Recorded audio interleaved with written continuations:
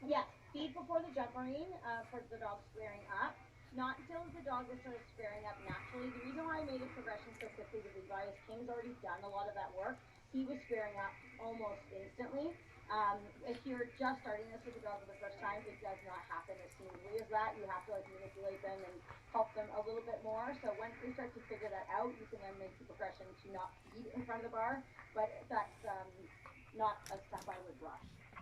I still feel like Beeline's really good at it, and I still probably do rewards in front of jumps like every couple of weeks.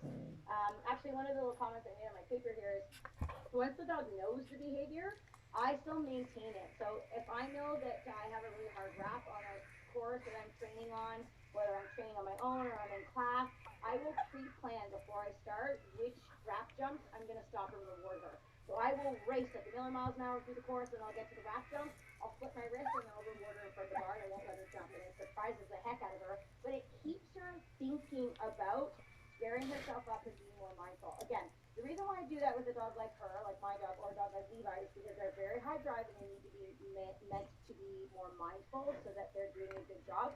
If you have a dog that you're working on motivation and speed, this is not something that I would never reward the dog for stopping. I would just work on drive, drive, drive, drive, drive. But for high drive dogs specifically, like the one I was working tonight, that's a really good thing. Agile border terriers. Do you ever use one of these clear plexi tubes to help shape the wrap backside to prevent rehearsing wrong wrap? You can do that. I don't use that item that you're talking about. I will use like a plunger on the ground, and I will just put that where the dog wants to take off naturally, just so that they can't take off there. I like to use that because if you get lucky enough, the number cone will land in that spot on the actual course to prevent the dog from taking off. Um, but again, it is a prevention. It's not a fix. So if you want to prevent the dog from rehearsing it poorly, absolutely. If you prevent long enough, obviously behavior is going to stick and it's going to be better. But it's not necessarily going to fix it. I think being able to go in and teach it with your body language, because then I can do that on any jump at any time, and I don't need an apparatus. So I would do a bit of both. It's not like a one thing answer.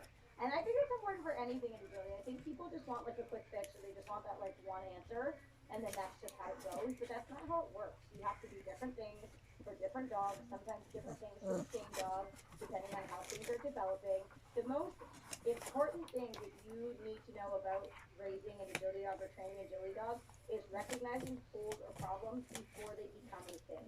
And I think that's something that I've learned because I've trained so many dogs myself, and I've helped to train so many other people's dogs, is when I see a glimmer of a hole happening, I am on top of it right away. So it never develops into something. So you don't have to do these major fixes. So But every dog's going to have those things. every dog, my dogs, like I get obsessive about training some things, like threadles, for example. I trained tons of threadles like a year ago, and then my dog wanted to stop taking jumps front side. But instead of having a meltdown about it, I just practiced front side jumps and built that reward a little bit. And then I went back into threadles and I just worked back and forth. So you know, it's not a big deal. You just have to be ready for it.